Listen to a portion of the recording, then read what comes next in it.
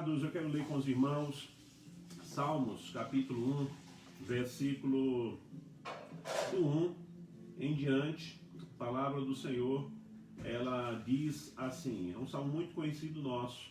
E esse salmo, ele termina exaltando a palavra de Deus, exaltando a Bíblia. Diz assim: bem-aventurado o homem que não anda segundo o conselho dos ímpios, nem se detém na roda dos escarnecedores, mas o seu prazer está na lei do Senhor, e na sua lei medita de dia e de noite. Pois será como a árvore plantada junto a ribeiros de águas, a qual dá o seu fruto no seu tempo, as suas folhas não cairão, e tudo quanto fizer prosperará. Não são assim os ímpios, mas são como a moinha que o vento espalha. Por isso, os ímpios não subsistirão no juízo, nem os pecadores na congregação dos justos. Porque o Senhor conhece o caminho dos justos, porém o caminho dos ímpios perecerá. A palavra de Deus, amados, ela é muito clara. E só esse salmo aqui, ele mostra para nós a importância da palavra de Deus. Bem-aventurado o homem que não anda segundo os conselhos dos ímpios. Porque os conselhos dos ímpios são sempre conselhos errados, são sempre conselhos que terminam nos levando para mais longe de Deus, para praticarmos o que não convém. E ele fala aqui que feliz, bem-aventurado significa isso, feliz, alegre, né? O homem, né? E quando ele fala que homem, ele não está se referindo apenas ao gênero masculino, ele está falando ao ser de criação de Deus, tanto homem quanto mulher, jovem, criança, que não anda segundo o conselho dos ímpios, e ele não se detém no caminho dos pecadores. Em outra tradução, ele diz assim, e nem se assenta na roda dos escarnecedores. Então, às vezes, nós vemos isso, né? Cristãos na roda dos escarnecedores, com piadas imorais, e na conjectura que nós estamos vivendo hoje, queridos, essa roda dos escarnecedores, ela também pode ser virtual. Eu sempre friso isso, né? Quantos cristãos participam de grupos, de colegas de trabalho, grupos de determinadas coisas, e naqueles grupos ali há postagens indecentes, né? Há postagens imorais, né? Mulher nua, cenas picantes, e isso é complicado, né? Então, a roda dos escarnecedores hoje não é só mais você estar ali sentado presencialmente com amigos que falam imoralidade, mas a roda dos escarnecedores hoje também ela é virtual, né? Então temos que ter cuidado com isso. Eu particularmente, se eu entrar em um grupo, seja ele de trabalho, como pastor, como cidadão, né, infelizmente tem que fazer parte de vários grupos, né? E se no grupo do meu trabalho tiver essa situação, eu vou chamar meu supervisor, vou chamar meu coordenador e dizer, ó, se isso aqui é grupo de trabalho, tem que ser com ele trabalho. Eu não vou participar de um grupo que é imoralidade. Ou eu saio. Então é nessas horas que o cristianismo dentro de nós tem que prevalecer. É nessa hora que o cristianismo dentro de nós tem que vigorar. Ah, pastor, mas eu posso perder o emprego, posso ficar mal? Problema, irmãos. Por menos disso, né? Hoje a nossa vida está diante dos nossos irmãos, os mártires, a nossa vida está um mar de rosa. E é por isso que hoje eu vejo o cristão vivendo um cristianismo tão aguado, né? Porque no início da Igreja Católica, ou no início da Igreja do Cristianismo, né? Quando as pessoas simplesmente negavam dizer que César era Senhor, elas automaticamente eram presas e levadas para os leões de serem devorados. Hoje, irmãos, na China, 2020, eu não estou falando mais agora da era primitiva, não, viu? Ah, pastor, mas isso é daquela época, né? Tem gente que gosta de dizer isso, né? Mas hoje, 2020, na China, em países comunistas, ser cristão não é fácil, não. É cadeia, é fuzilamento, é enforcamento, né? É ser decapitado. Entendeu, irmãos? É não poder congregar num templo, ter que congregar às escondidas, num buraco, num esgoto. Eu estou falando 2020. 2020. Então, são pessoas que elas preferem dar a sua vida pelo Evangelho, em nome do Evangelho. E hoje a gente vê crente aí, pastor, porque eu participo, mas, irmãos, a Bíblia diz fugir da aparência do mal.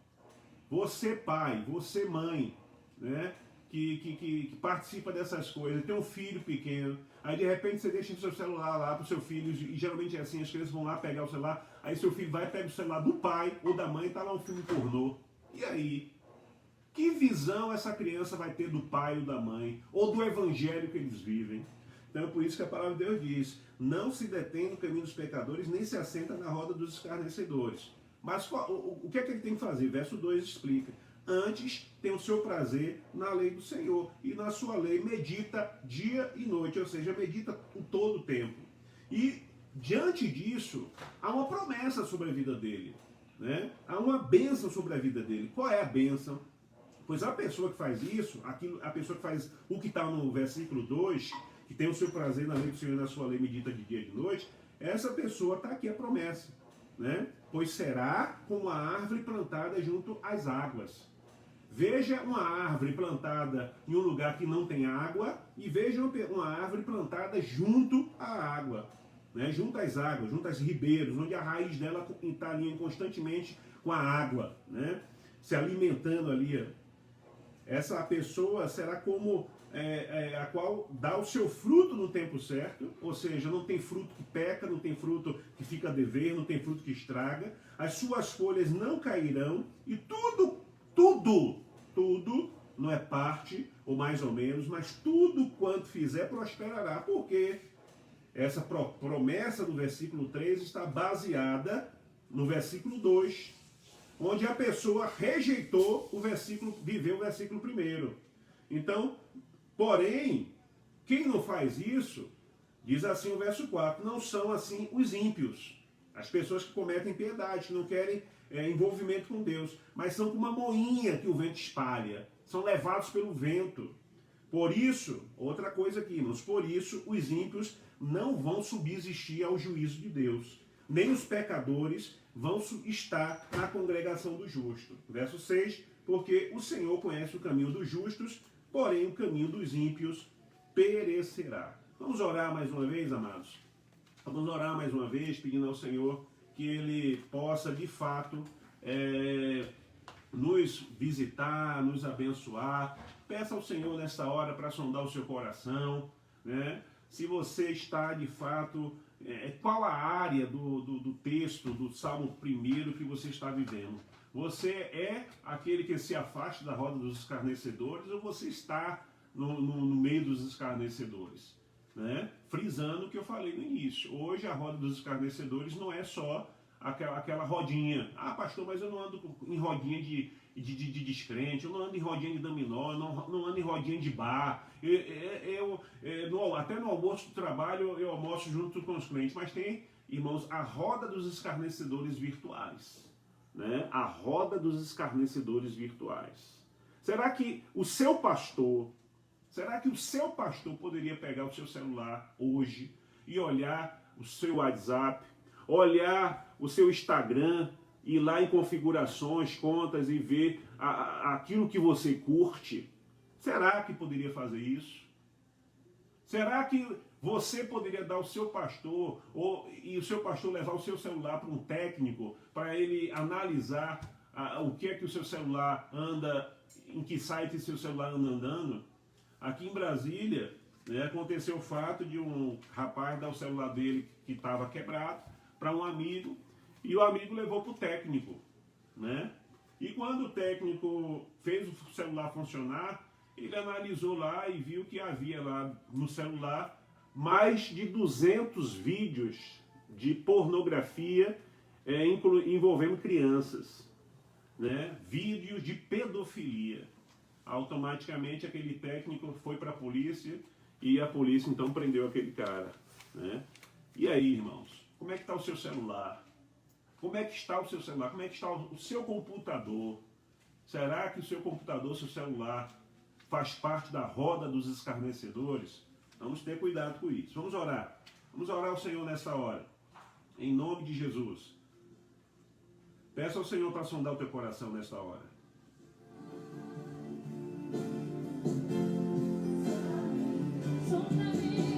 Peça ao Senhor para lhe sondar nessa hora, sondar o teu coração.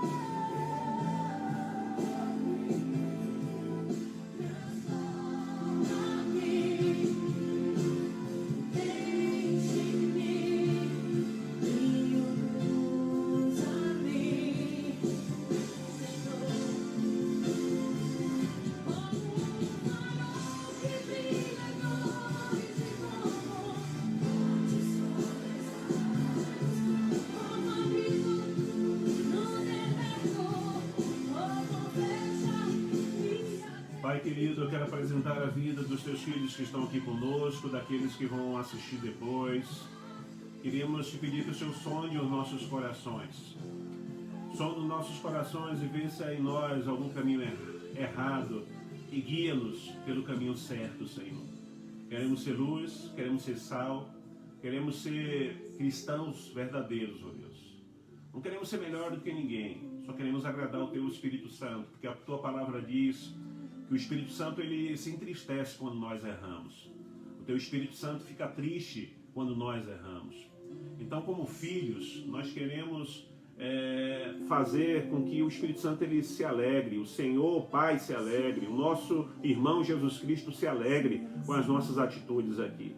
Queremos, ó Deus, sem orgulho algum, ouvir do Senhor aquilo que o Senhor falou para Satanás a respeito de Jó. Está vendo ali o meu servo? Meu servo é fiel. Pai, nos ajuda a ser fiel nesse mundo de corrupção. Nos ajuda a ser luz nesse mundo de trevas. Nos ajuda a ser sal nesse mundo de podridão. Nos ajuda, Pai, a vivermos o genuíno e verdadeiro Evangelho de Cristo. É a nossa oração. Pedimos ao Senhor nesta hora que aplique a Tua palavra, que vamos estudar nesta manhã, aos nossos corações. Que o Teu Espírito Santo, nosso professor, tenha liberdade de nos ensinar a palavra, em nome de Jesus. Amém. Glória a Deus. Então, queridos, vamos à nossa lição de hoje. Vamos falar hoje sobre conhecendo a Bíblia. Conhecendo a Bíblia. Vamos estar vendo o que é que o Senhor tem para nós. Deixa eu procurar aqui o louvor que nós temos que colocar aqui nessa hora.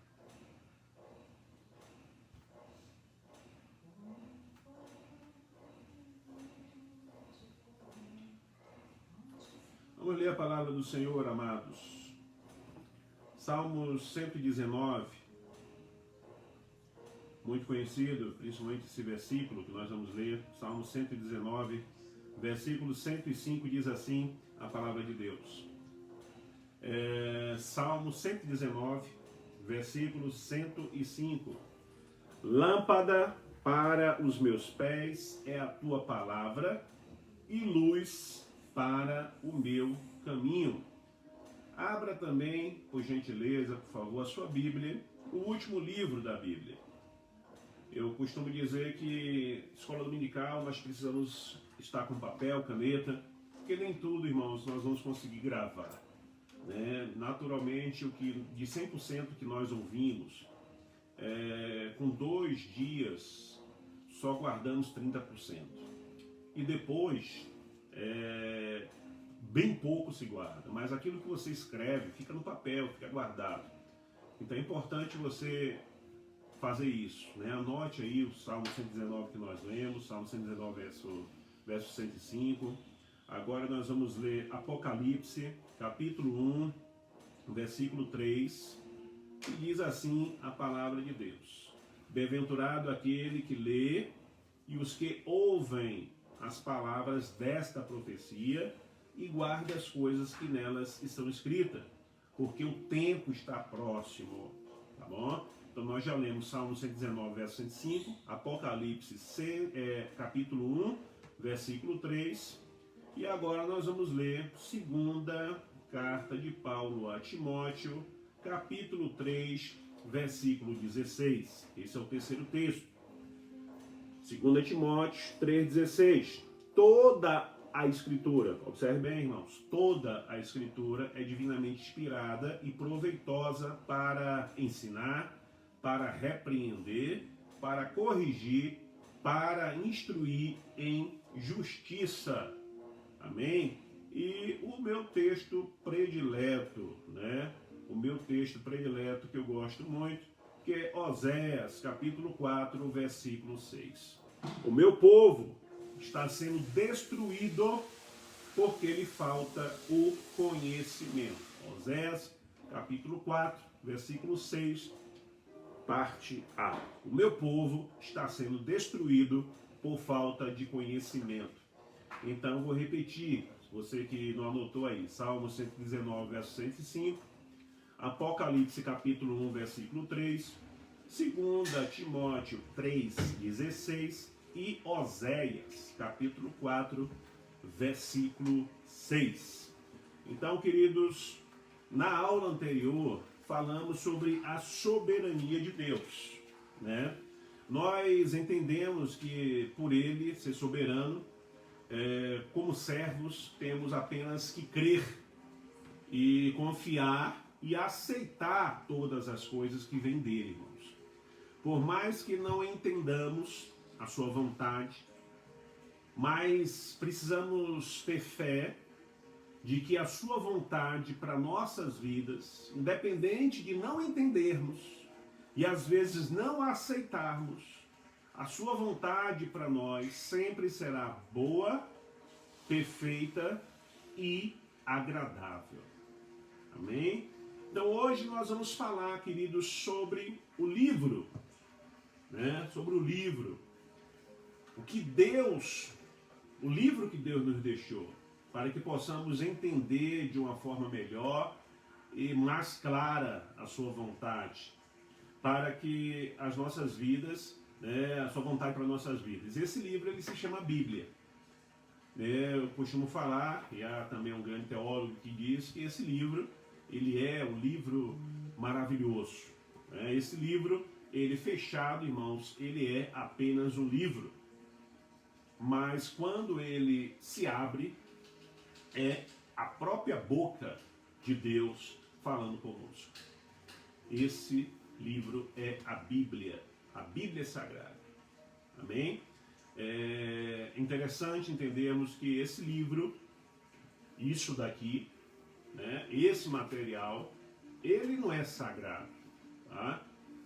Às vezes, por falta de conhecimento, por imaturidade, por muito amor e temor a Deus, já aconteceu isso comigo no início da minha fé, né, de eu estar carregando a Bíblia e de repente a Bíblia cair no chão e dizer, meu Deus, né? Parece até que naquele momento já é direto para o inferno, sem direito a perdão.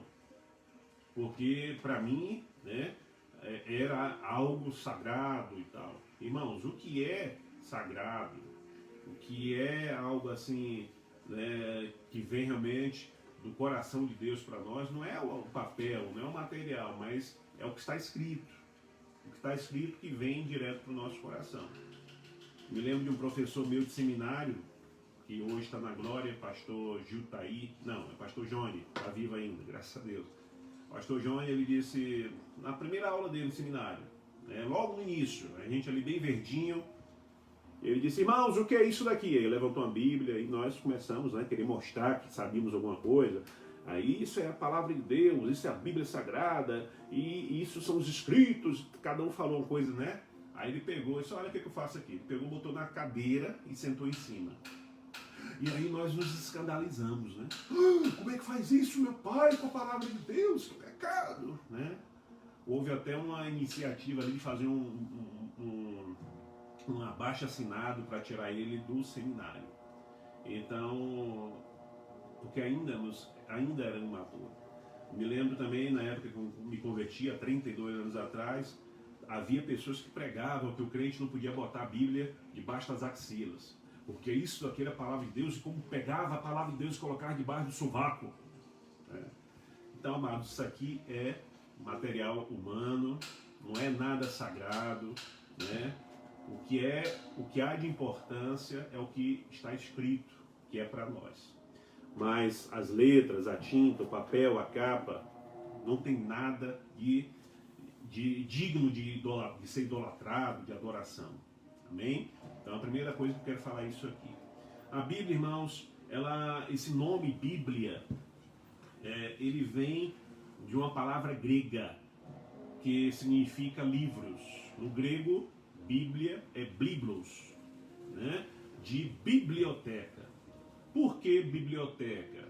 Porque é um livro, né, na sua formação, mas na verdade aqui nós temos 66 livros, né, que foram escritos por homens inspirados pelo Espírito Santo de Deus.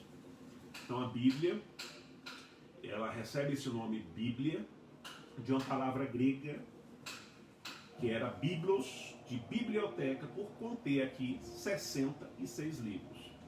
E esse livro foi escrito por homens. Algumas pessoas falam, pastor, porque foi escrito por homens, e se foi escrito por homens é algo errado, pode ter falha. Irmãos, estamos em 2020 e essa Bíblia, só ela para juntar esses 66 livros, ela levou mais de 1.600 anos.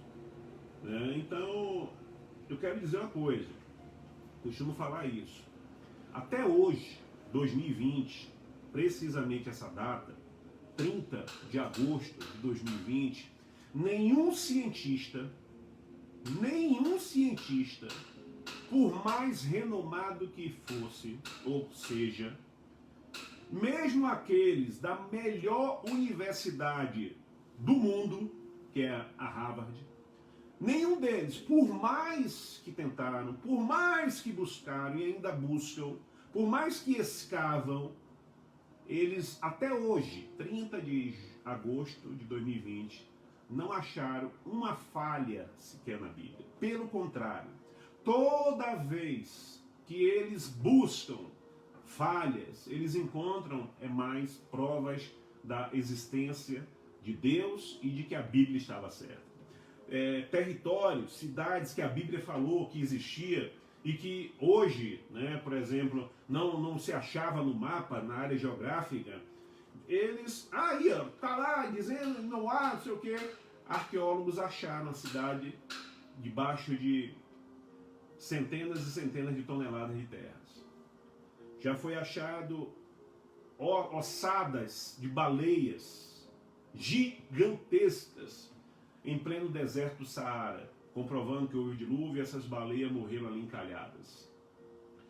Cidades, poços, moedas, a arqueologia, ela tem sido assim de grande importância para mostrar que a Bíblia realmente é um livro correto, é um livro certo, que não se contradiz. Então, amados, eu prefiro ficar com a Bíblia, né? Eu prefiro ficar com a Bíblia. Então, se cientistas, homens que falta dedo na mão, para colocar nerd de formatura, até hoje não encontraram falhas na Bíblia, quem sou eu, pelo amor de Deus? Quem sou eu, pelo amor de Deus? Um reles mortal, para dizer, eu não vou acreditar na Bíblia não, que a Bíblia é escrita por homens. Meu pai, se homens, doutores, que diante da ciência, eles são considerados semideuses, não encontraram falha na Bíblia. Homens estudados, pós-doctor, PhD, não encontraram falha na Bíblia. Quem sou eu? Um quase analfabeto, para dizer que eu não creio na Bíblia porque a Bíblia foi escrita por homem. Pelo amor de Deus, é muita ignorância. Temos aí Augusto Cury, que é um escritor renomado, querido por todo mundo, tanto por pessoas de diversas religiões, né? E ele era ateu. Tem testemunho dele dizendo que ele era o maior de todos os ateus. E ele, como pesquisador, psiquiatra, psicanalista, cheio de anel também de formatura, ateu, réu confesso, procurando falhas na Bíblia, procurando mostrar que Deus não existia, terminou se convertendo. Hoje, Augusto Cury é um cristão. Então, amados, nós temos que pensar nessas coisas, né? Pensar nessas coisas. Eu, particularmente, Robson, eu acho que se eu pensar dessa forma, eu estou me achando melhor do que essas pessoas que passaram a vida e ainda passam a vida estudando. Né? E um réis mortal, um semi-analfabeto. Não concordar, porque a Bíblia foi escrita por homens, pelo amor de Deus, eu acho isso uma tremenda ignorância, irmãos. Mas vamos lá. E a Bíblia, ela não esconde isso, tá? 2 Timóteo, capítulo 3, versículo 15, diz assim, é um texto muito importante também, para nós cristãos, diz assim, procura apresentar-te a Deus, aprovado, como obreiro que não tem do que se envergonhar, que maneje bem a palavra da verdade. Irmãos, é obrigação nossa, crente, conhecer a palavra de Deus. Você pega um menino aí de 7 anos, de umas seitas que tem por aí, que usa a Bíblia, ele pega crente de 30, 40 anos, 50 anos de igreja e bota no bolso. Irmãos, eu já tive o desprazer, a tristeza de ver pastores com mais de quase 40 anos de crente, mais de 30 anos de pastorado, de igrejas, né, renomadas aí, da linha pentecostal, da linha neopentecostal, o camarada dizer, eu estou dizendo que a partir de hoje eu encontrei a verdade. Depois de quase 40 anos de crente, 30 anos de pastor, hoje eu estou sendo testemunho de Jeová, hoje eu vou ser adventista, porque o cara não conhecia a Bíblia, irmãos. Essas seitas, elas usam Bíblia da forma deles. Essas seitas aí, elas usam a Bíblia da mesma forma que Satanás usou a Bíblia para enganar Jesus na tentação. Satanás usou o Salmo 91, irmãos, para tentar Jesus. Ele disse, está escrito lá que se você se jogar daqui embaixo, os anjos estarão lá para lhe amparar, para lhe cuidar. Ele usou a Bíblia, mas na interpretação dele. Porém, Jesus foi lá e também usou a Bíblia. Ele disse, olha, também está escrito, não tentarás o Senhor teu Deus. Então, irmãos, cuidado. Leia a Bíblia, estude a Bíblia e conheça a Bíblia. Não tenha do que se envergonhar na Bíblia. Tem crente que não atende testemunho de Jeová em casa porque ele não sabe debater. Ele não sabe debater. Então ele fica assustado e para não ficar na dúvida, ele não atende. Ele não conversa com o adventista, ele não conversa com o testemunho de Jeová, ele não discute com o cristão do Brasil. São as principais 3 seitas que utilizam a Bíblia. Testemunho de Jeová, cristão do Brasil e adventista do 7º dia. Pastor, como é que o senhor está dizendo um absurdo desse que são seitas? Irmãos, como é que se identifica uma seita? Uma seita, ela é identificada da primeira forma. Primeiro, ela se acha a única igreja certa. Fora da igreja deles não há salvação. E segundo, se você sair da sua igreja, um exemplo, você é batista e vai para um adventista, você é batista, vai para uma cristã do Brasil, você é batista, vai para o testemunho de Jeová, o seu batismo da Batista, da Assembleia, da Universal, de onde for, não é aceito lá. Você tem que se batizar de novo. Então, as 2 formas de você identificar uma seita é essa. Primeiro, ele se acha o único certo. E segundo, não aceita o seu batismo. Você tem que ser batizado de novo. Então, preste atenção nisso. Vamos ver outro texto aqui. O outro texto é 2 Pedro. 2 Pedro 1, 20 e 21. Eu não vou ler todos os textos, irmãos, porque para não ficar muito longo esse estudo aqui. Sabendo primeiramente isso, que nenhuma profecia da Escritura é de particular interpretação. Porque a profecia nunca foi produzida por vontade de homens. Está vendo aqui? Ó? Mas os homens santos de Deus falaram inspirados pelo Espírito Santo.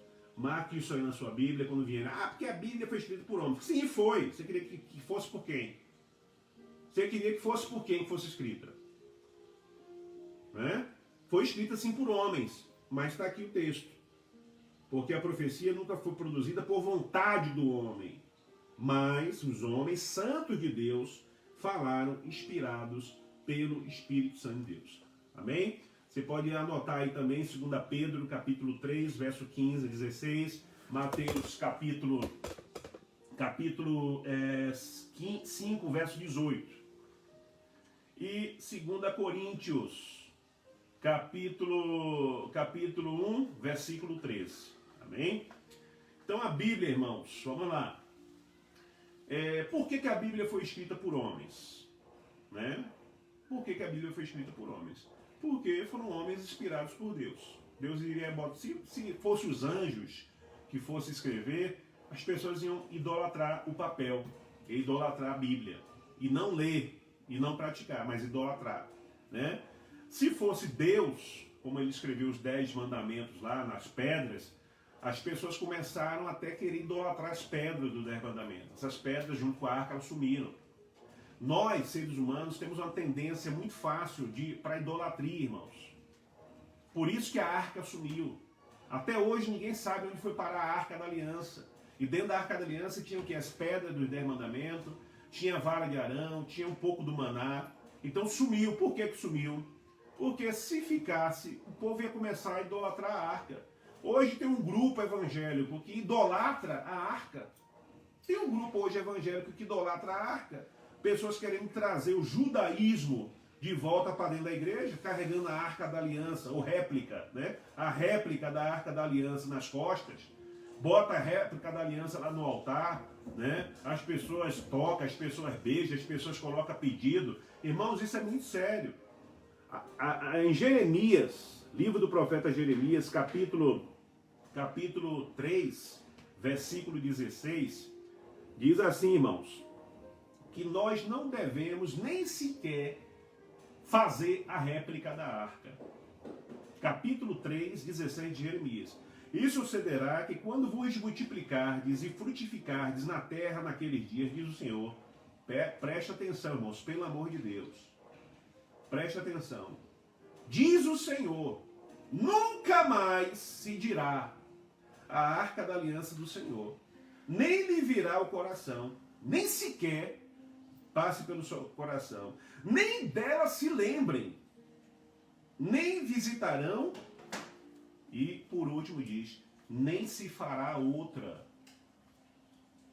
Nem se fará outra. E hoje, irmãos, vende arca, o pessoal faz, o pessoal carrega nas costas, né? Idolatrando a arca, né? A arca da aliança, fazendo réplicas da arca da aliança para idolatrar. Ok? Então vamos lá. A Bíblia ela é composta, como eu falei no início, de duas partes, certo? Antigo Testamento e Novo Testamento. Os judeus, né, eles chamam de Antigo Pacto, né? Está aqui,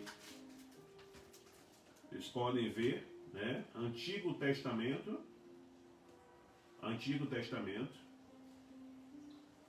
e Novo Testamento.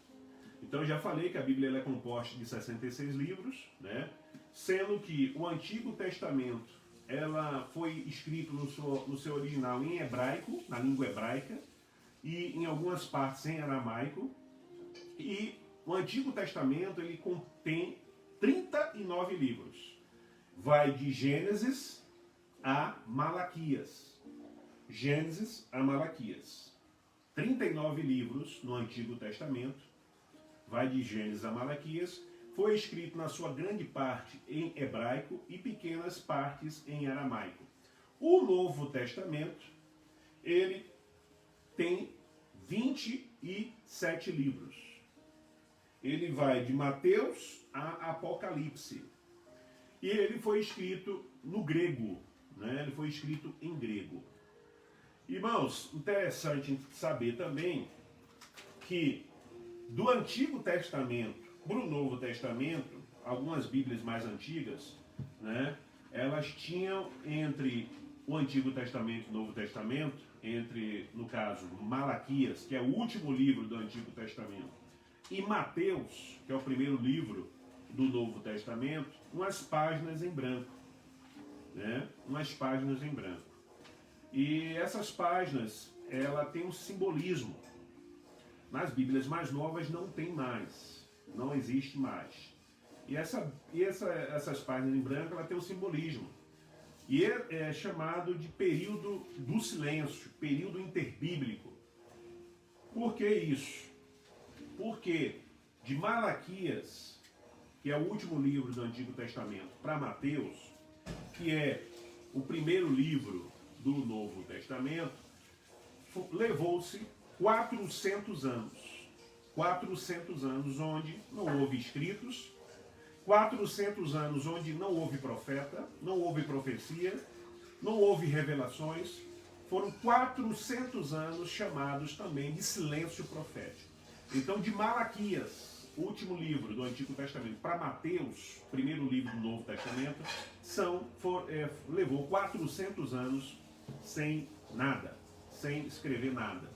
É chamado período interbíblico, período de silêncio profético e por aí vai. Então são 66 livros no total, que foram escritos por cerca de 40 autores diferentes, né? Moisés, Josué, Lucas, Paulo, João, Pedro, né? Onde a maioria desses escritores, alguns foram contemporâneos, viveram na mesma época, viveram no mesmo tempo, e outros nem sequer se conheceram, como o caso de Moisés para Mateus, né? São aí quase 2000 anos de diferença aí de período, amém? Então nós precisamos ter essa noção inicial da Bíblia.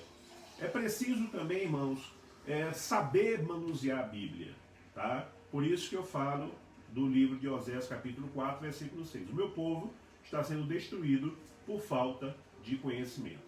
É preciso inicialmente usar a Bíblia, porque a Bíblia é nossa arma, irmãos. Ela é comparada com uma espada, tá?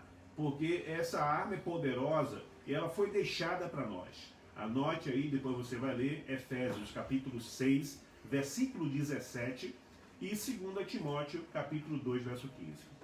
Né? Por exemplo, quando se diz, vamos abrir, né, a questão do manuseio, um exemplo. Vamos abrir a Bíblia em Mateus, capítulo 15, versículo 5. Então, Mateus é o livro, certo? Capítulo é o número maior, que geralmente está em evidência, e versículo é o número menor.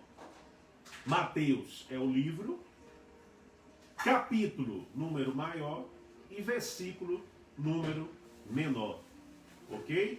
Então, a Bíblia ela não é usada por página. Abra aí na página tal, porque se você observar, uma página difere, de uma página de uma Bíblia difere para outra.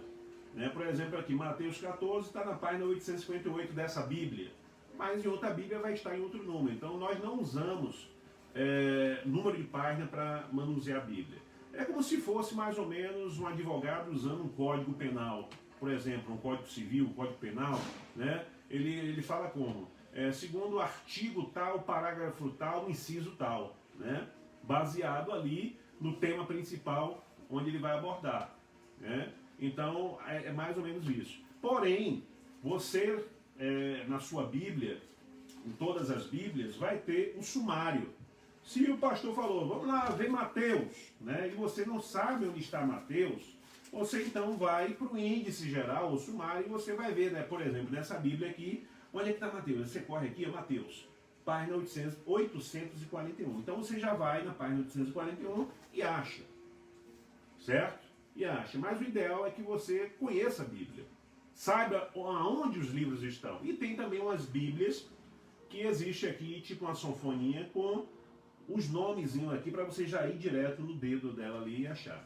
Né? As pessoas hoje estão utilizando muito o smartphone, irmãos, com a Bíblia, é um aplicativo da Bíblia e tal. Eu particularmente eu não gosto.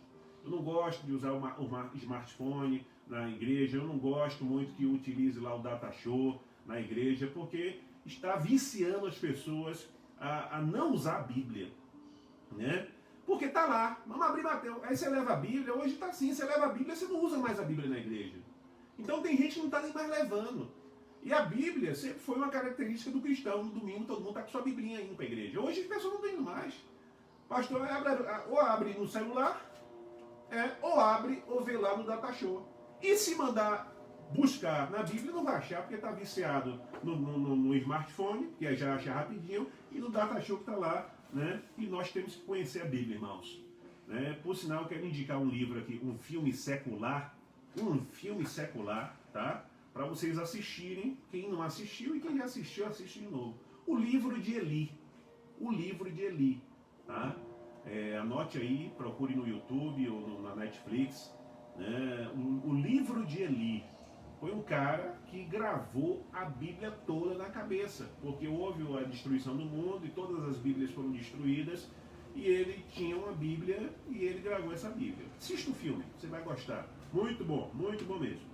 Então, queridos, cada Bíblia ela tem, né, como eu falei, um sumário diferente. Então, veja bem isso aí, tá bom? Outra coisa, inicialmente, pastor, qual foi o material que a Bíblia foi escrita? A Bíblia ela já surgiu assim? Não. Primeiro, que a Bíblia ela não era nem assim separada por capítulo e versículo. Como a Bíblia era escrita manualmente e havia essa dificuldade de achar, os teólogos, mais tarde, fizeram então dessa forma, para ficar mais fácil, né? Capítulo por versículo. A Bíblia, inicialmente, ela foi escrita, irmãos, em pedras de argila, pedra de barro, né? E ali iam cavando ali nela e fazendo, escrevendo ali. Só que com o tempo essas pedras elas ressecavam muito, quebravam, era frágeis, né? Caía no chão, quebrava. Porém era o material mais fácil da época, né? Para ser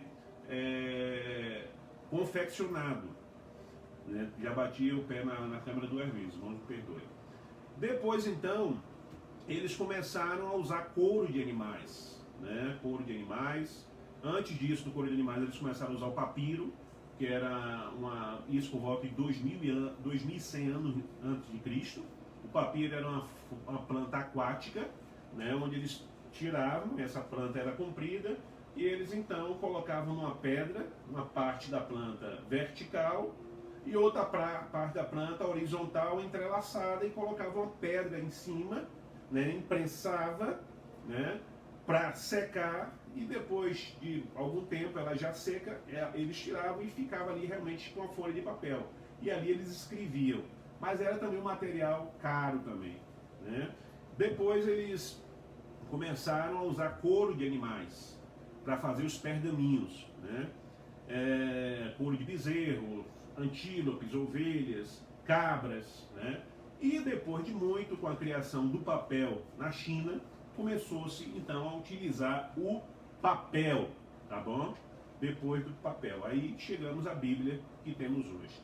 Amados, a Bíblia, a Bíblia João Ferreira de Almeida, que é a Bíblia evangélica, a Bíblia protestante, ela tem 66 livros. Esses 66 livros são chamados de livros canônicos, ou seja, livros que estão dentro do cânon. Ou seja, cânon, né, hebraico, cana, vara de medir, ou seja, foram livros que foram estudados, selecionados e colocados um a um ao lado do outro. Foram achados muitos livros, e foram mais de 70 anos dos melhores estudiosos da época para ver dos livros achados o que era falso, o que era verdadeiro, o que não convinha, o que não convinha. Então, depois de muitos anos de intensa pesquisa, oração, estudo, né, de vários achados, resolveram criar o cânon sagrado, os 66 livros. Ok? Esses 66 livros, teologicamente, são chamados de cânon sagrados. Só que a Igreja Católica, ela depois resolveu acrescentar mais 7 livros. Acrescentar mais 7 livros a esses livros daqui. Então, eles, teologicamente falando, esses 7 livros a mais são chamados de deuterocanônicos. Ou seja, livros que foram acrescentados ao cânon, foram colocados dentro do cânon, né? Então, teologicamente, são chamados de deuterocanônicos, ou melhor, apócrifos, livros apócrifos, né? Pastor, o que é que significa livros apócrifos, né? São livros que fazem parte da Bíblia católica, e apócrifos significa ocultados da Bíblia, certo?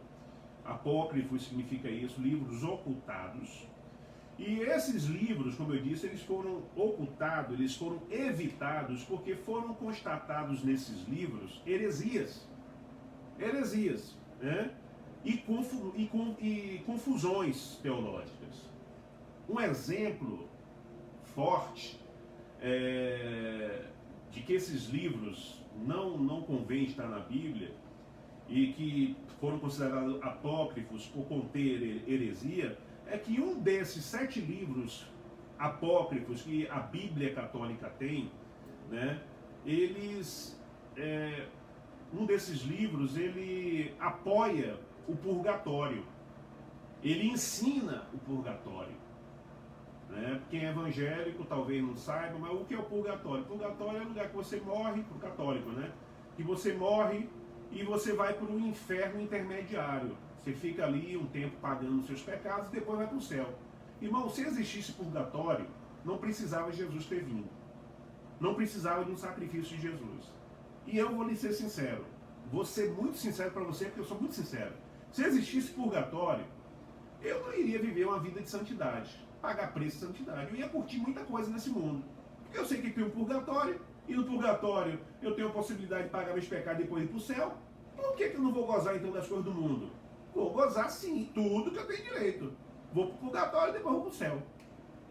Então essa história, irmãos, não é bíblica, tá bom? Pastor, quais são esses livros que são chamados apócrifos e que a Igreja Católica tem na Bíblia dela? São esses livros, irmãos: Tobias, Judite, Sabedoria de Salomão, tá? Eclesiástico, preste bem atenção, que o nome é Eclesiástico, não é Eclesiastes. Eclesiastes é o da nossa Bíblia. O deles, além de ter Eclesiastes, tem o livro Eclesiásticos, tá bom? O 5º livro é Baruque, e o 6º e 7º livro é 1º e 2º Macabeus. Então, nossa Bíblia tem 66 livros e a Bíblia deles tem 72 livros, tá bom? A nossa Bíblia, ela foi formada, esses 66 livros, esse cânon, no concílio chamado Concílio de Trento, entre 1545 e 1563. Ali resolveu, então, ajuntar esses 66 livros, porque consideraram que eram realmente livros inspirados pelo Espírito Santo. Já os 7 livros a mais da Igreja Católica, eles criaram um novo concílio, debaixo de muito problema. Nesse concílio houve até agressão física, né? Houve balbúrdia, houve confusão, mas venceram os hereges e aí acrescentaram mais 7 livros, ok? E só que a nossa Bíblia não tem esses 7 livros. Justamente, como eu disse, eu repito, um desses livros apócrifos da Igreja Católica apoia o purgatório. Os salmos da Igreja Católica também, os números são diferentes, de uma forma até proposital. Nós temos o Salmo 115, por exemplo, que bate na idolatria, né? Tem olhos, mas não vê, tem ouvido, mas não vê, não ouve, tem boca, mas não fala, tem pé, mas não anda, tem mão, mas não apalpa, e se torna igual a eles, os que neles confiam, o que eles fazem, assim sucessivamente. Na Bíblia Católica não é o Salmo 115, né? Justamente até para evitar a facilidade de nós pronunciarmos e eles irem lá e não acharem. Salmo 23 também lá é diferente, e todas essas diferenças, tá bom, irmãos? Então nós precisamos ter esse conhecimento básico da Bíblia, da Palavra de Deus, e vamos estar, né, encerrando aqui a nossa Escola Bíblica Dominical, né, com esses principais assuntos. Se você teve alguma dúvida, se você quer fazer algum comentário, se você quer acrescentar alguma coisa, fique à vontade. Escreva nos comentários, participe conosco. E semana que vem, na próxima Escola Bíblica Discipuladora, nós vamos estar concluindo esse estudo. Não terminou hoje, tá bom? Semana que vem, na próxima Escola Bíblica Discipuladora, vamos falar mais detalhadamente quem escreveu a Bíblia e por que a Bíblia ela foi escrita por homens, né? Nós temos que ter cuidado. Nosso coração é corrupto, irmãos, e nós somos muito voltados para a idolatria, né? E tem crente que pensa que idolatria só sempre falo isso, idolatria só é adorar a imagem, mas tem crente que idolatra pastor, né? Idolatra o pastor a tal modo E esse pastor pode fazer a miséria que for, pode pregar a heresia que for, mas ele é o fiel escudeiro, ele defende. Nós estamos aí num caso aí, 3 casos no Brasil, né? Um espírita, um católico e uma pastora, né? Mas tem gente defendendo essas pessoas, porque idolatram essas pessoas. Não querem saber se estão erradas, não querem saber se foram reprovadas pela Bíblia, se estão trazendo escândalo, mas idolatram tanto essas pessoas que ficam cegos para os seus erros. Da mesma forma, pessoas aí com políticos, né? Temos 2 grupos políticos no Brasil, um de Bolsonaro e outro de Lula. Eu não faço parte de nenhum, graças a Deus, mas defendem cegamente. Então nós precisamos, por quê? Cada idolatria, né? Nós temos essa facilidade de idolatrar. Idolatramos placa de igreja. Não, eu só sou batista, batista, só falta dizer que é o batista que vai para o céu. Só falta dizer, não, sou assembleano, só falta dizer que a Assembleia é Deus que leva para o céu. É uma idolatria, mas idolatria boba, irmãos, uma idolatria besta, né? Tem gente que tem a idolatria tão grande que chega a ser, vamos assim dizer, preconceituoso. Tem gente, por exemplo, eu sou pastor batista, né? Mas tem gente que tem preconceito de determinadas editoras, porque fazem parte de outra denominação, né? Não tem nada a ver, irmãos. Não tem nada a ver. Bobagem, preconceito, né? A gente fala tanto porque preconceito do católico com o evangélico, preconceito do macumbeiro com o evangélico, né? Preconceito religioso, e a gente preconceito. E a gente com o mesmo preconceito besta, preconceito bobo, preconceito menino, preconceito religioso, preconceito idólatra. Então, por isso que a Bíblia foi escrita por homens, né? E por isso que a Bíblia tem todo o cuidado, né? Você veja lá, por exemplo, em Números, capítulo 21, versículo 4 a 9, Deus ele mandou fazer a serpente de bronze. Por quê? Tinha um motivo. Foi Deus que mandou, mas tinha um motivo. Ele queria mostrar para nós que aquela serpente de bronze naquela época simboliza Jesus hoje. Ele disse, olha, faça uma serpente de bronze e coloque no madeiro. E todo mundo que foi picado pelas cobras abrasadoras, venenosas, e olhar para ela será curado. Irmãos, era uma tipologia bíblica aquilo. Jesus foi pendurado no madeiro, e todos que olham para Jesus e foi picado pelo pecado, olha para ele é curado. Só que mais tarde, 2 Reis, capítulo 18, versículo 4 em diante, essa serpente de bronze que Deus mandou fazer, teve que ser destruída, teve que ser desfeita, queimada e jogada fora, porque o povo começou a idolatrar a serpente de bronze, né? Então nós temos que ter cuidado com isso, muito cuidado, né? Nós vemos Moisés subiu, ficou 40 dias no deserto ali, no monte. Daqui a pouco o povo esqueceu de tudo. Esqueceu do maná, esqueceu do mar aberto, esqueceu das 10 pragas, esqueceu de tudo. Fizeram um bezerro e começaram a adorar o bezerro. Nós temos um coração idólatra.